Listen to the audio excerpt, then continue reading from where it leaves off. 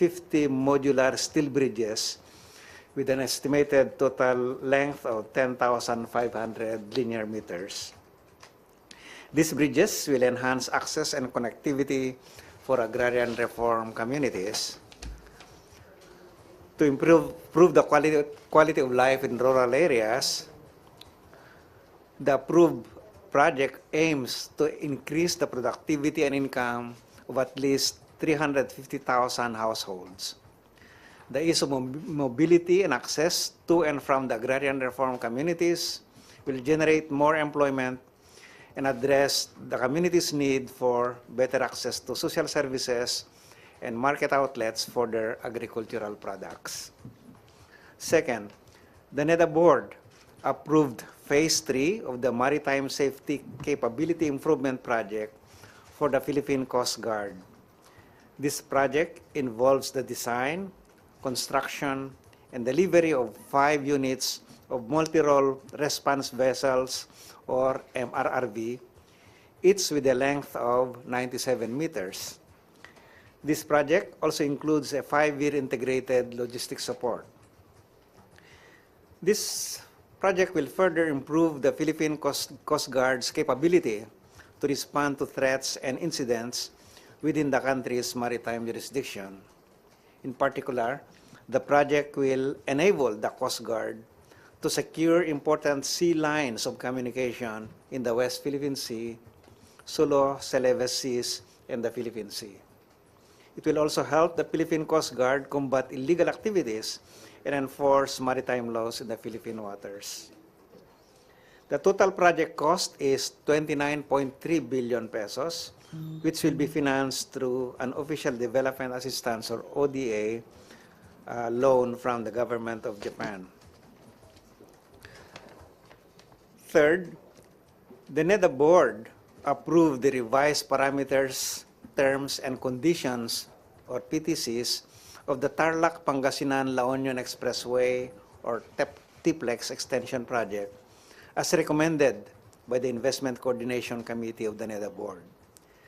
These PTCs were negotiated between the Department of Public Works and Highways and the original proponent of the unsolicited PPP project. Following this approval, the DPWH will proceed with the publication of the invitation for comparative proposals in accordance with the revised 2022 Build, Operate, Transfer Law, implementing rules and regulations, as well as the ICC guidelines on processing PPP proposals. Approved in June this year, the TPLEX extension project involves a 59.4 kilometer toll road, which will connect from the last exit of TPLEX in Rosario, La Union, and will terminate in San Juan, La Union. This is expected to stimulate economic activity, alleviate road congestion, provide better and safer road access, and promote the development of new growth centers in nearby regions. Lastly, let me share with you the progress of our infrastructure flagship projects, or IFPs, under the Build Better More program. As the lead monitoring agency for IFPs, NEDA reported that one of the 197 IFPs, specifically the Samar Pacific Coastal Road project by the Department of Public Works and Highways, has been completed. The 18.64 or 65 kilometer road project links the towns of Lawang, Kadubig, and Palapag by establishing a circumferential road around the entire Samar Island. The road is expected to enhance economic activity in the region by improving the delivery and movement of essential goods and services and creating more job opportunities. Additionally, there are currently 71 ongoing projects, 29 projects approved for implementation, 9 projects awaiting government approvals, 52 projects in the project preparation phase, and 35 projects in the pre-project preparation phase as of the third quarter of 2023.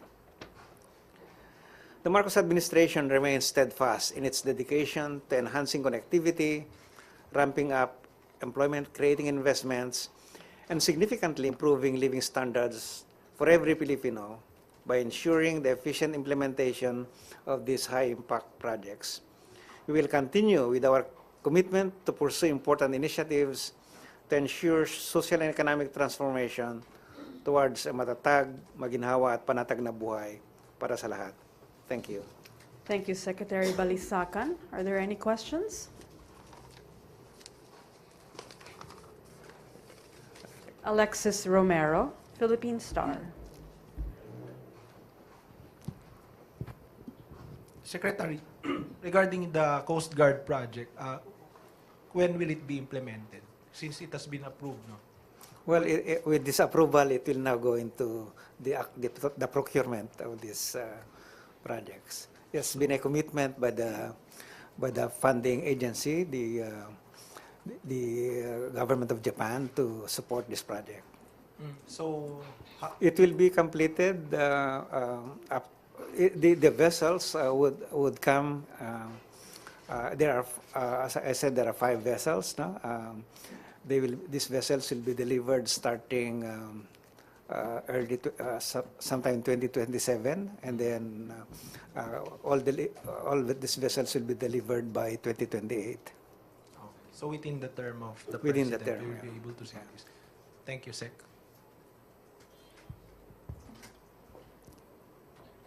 Jean Mangalus, Inquirer.net. Hi, sir. So was this ODA loan from Japan a long time in the making, or did it come from the recent meeting between the president and the prime minister? Well, it's already it's a continuing program with the government of Japan, but this would, of course, has been facilitated by these meetings with the government of Japan. Not only this current meeting, but in the previous meetings of the president with the prime minister of Japan. Pia Gutierrez, ABS-CBN. Sir, yun sa Coast Guard project, na-identify na po kung saan manggagaling yung vessels. Yeah, Japan. Yeah. And also yung sa PPBM bridges project, sir, saan po yung mga lugar na kung saan tatayuan ng mga bridges? Oh, they're all over the Philippines, yeah, because there are about 350 of those projects scattered all over the rural areas of the Philippines. Pero dapat, sir, agrarian reform. There must be agrarian reform beneficiaries because the objective is to link agrarian reform communities to markets so that their livelihood will be enhanced. Sir, last na lang yun. Dun sa T-Plex, sir. So, ito pong extension, sir, will be from Rosario to San Juan. Yeah. Meron na po ba, sir, na pag-aaral or start na rin po ba yung extension on San Juan then going northward, sir? Oh yes, it's part of the plan to bring all the expressway all the way to Ilocos. What's our timeline, sir? We are doing the preparing now the study for that because there's going to be first study, and of course that will be done along with the railway because the priority is also to get the railway from Manila all the way to Ilocos, going to Sabela and the fruit producing areas of the north.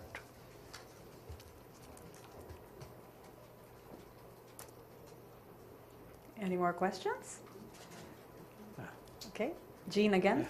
Hi, sir. So can we elaborate more on what this means for our country's defense situation, especially with the situation in the West Philippine Sea?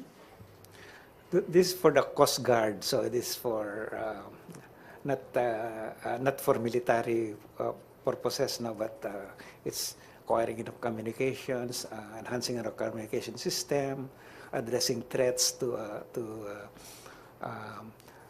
our people and especially fishermen and so on. So it's basically and also for emergencies, no. If there are typhoons or you can deploy seas to provide assistance to people are threatened by disasters.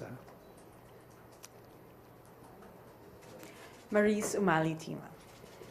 Sir, just to follow up on what Jean asked, because normally it is the Philippine Coast Guard which assists Yes. the fishermen Yeah. in the Ayungan Shoal, Yes, correct. Bajo de Masinloc, Panatag, and Yeah. a lot of other areas.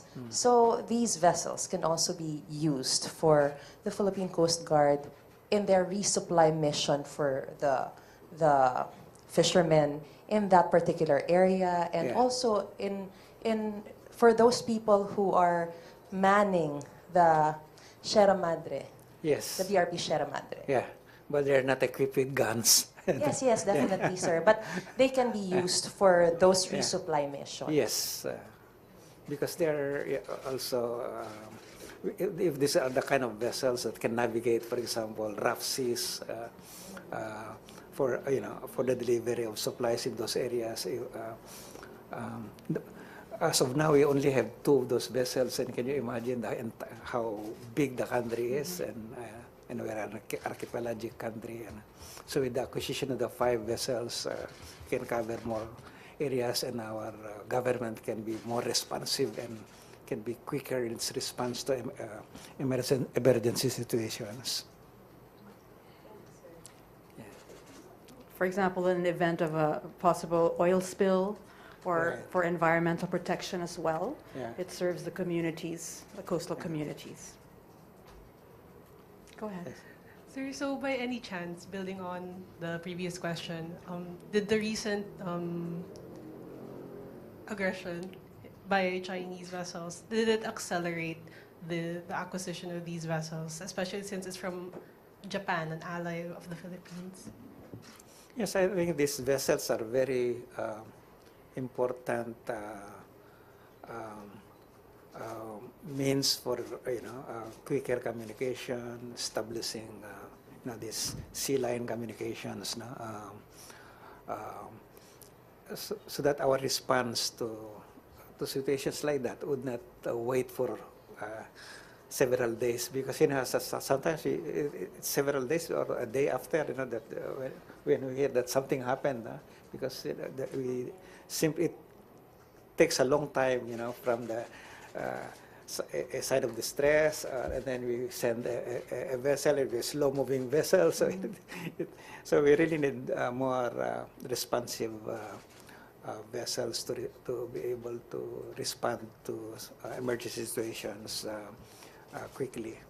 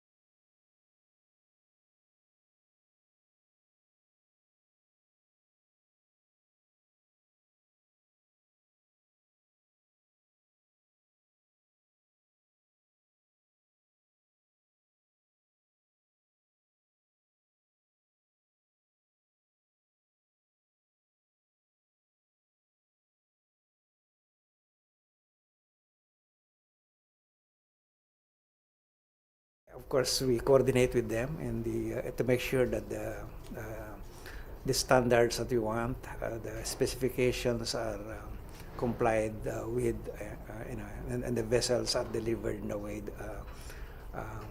we want them. So Japan will nominate the shipbuilder, and they will also initiate the procurement efforts. Yeah, their procurement is by them. Usually all DA projects are like that's the procurement. But their procurement is respected by our procurement laws. And how many years to pay, Secretary? These are long-term loans. I don't have the numbers with me now, but these are normally over 20, 30 years. But these are long-term lending window of Japan. Thank you, sir. Okay. Harley Valbuena, DZME.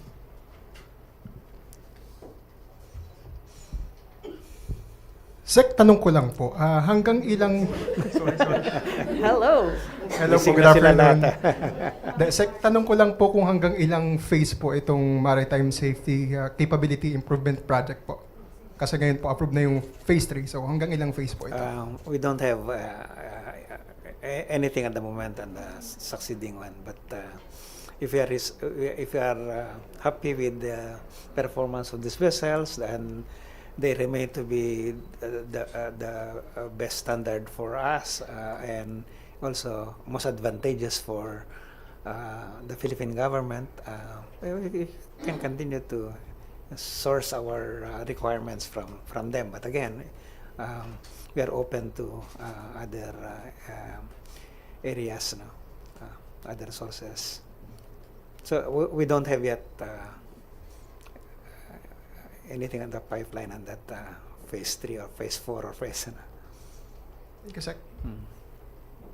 Did you have a question? Vance Fernandez, Police Files. Microphone, please.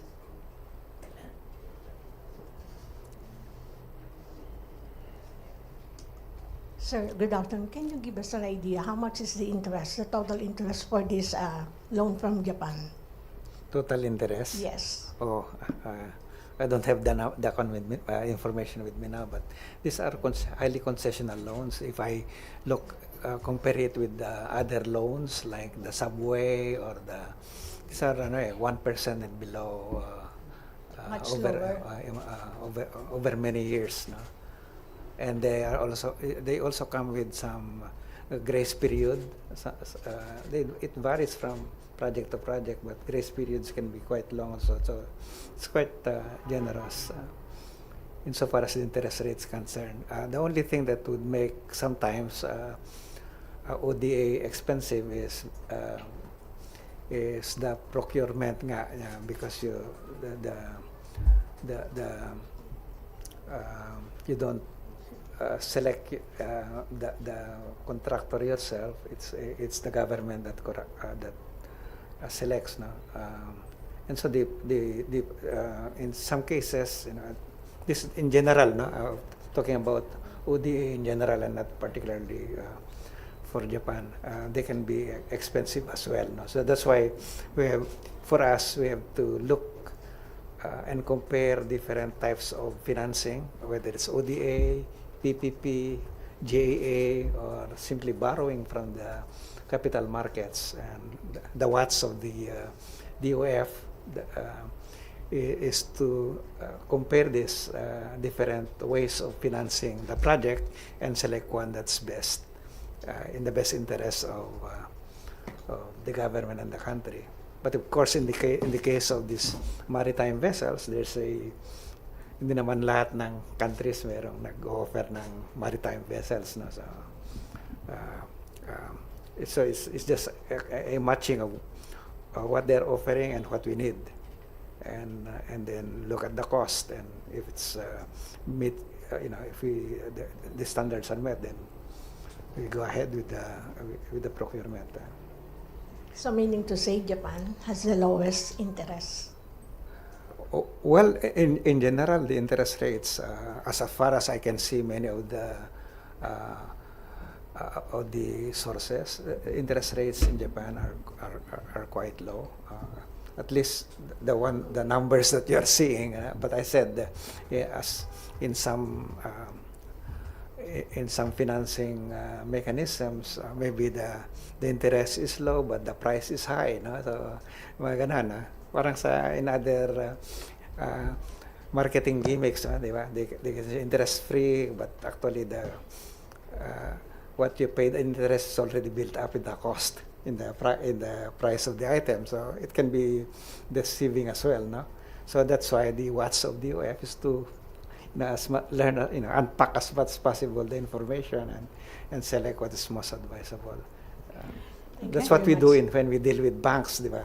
They have different package, but kanya-kanyang gimmick ang pag-pack, but you have to be very careful what goes in those, particularly mga fine lines, na? Mga fine lines yan. That's where the gimmicks are, na? Okay. Well, Secretary Balisacan, before we go, since there's a lot of interest in the maritime concerns, in addition to the security and the environmental protection and, of course, humanitarian uses for these 5 new shipping vessels, what are the other economic benefits that investing in this would bring to our country? No, I think that we depend so much on our rural folks depend so much on the seas. No, fishing is still a major economic activity for many of our rural folks, and if they can access the seas for our fishing and we can protect those seas, then the economic value of those seas for us will remain high. But if those corals are degraded, for example, are destroyed, then you lose those economic values. Of course, the biodiversity issues, those are sometimes hard to quantify, but they are so important in our economic life, no? So this the fishing is a very important source of livelihood, but transport is also equally important, because if you cannot pass through the most direct route, you are forced to go a long route that's very costly for the movement of goods and people. And so when we examine the benefits and costs of this project, the economic benefits outweigh the cost, and therefore, even from a strictly economic point of view, these investments are worth the cost. Okay, that's great. Thank you very much. Yeah. Okay, last question from Jean. So, last question. Broadly speaking, do you see us straying away from Chinese loans and ODAs, given that this is a new loan from Japan? Just to be honest, almost all ODAs have strings, but that's the very nature of this kind of projects. In the case of, as I mentioned already, that one of the strings attached on ODA is you cannot choose your own supplier. The supplier would have to come from the country source of that ODA. So that alone is and so that if that supplier can be expensive relative to another supplier, for example, but you have no other way, because that's essentially tied with your access to the low cost, low interest rate loan, no? So in the case of China, you also have that too. They provide their own, they have their own procurement process, their own way of selecting suppliers and pricing their goods. So that's part of the evaluation that we do. Okay. Thank you very much.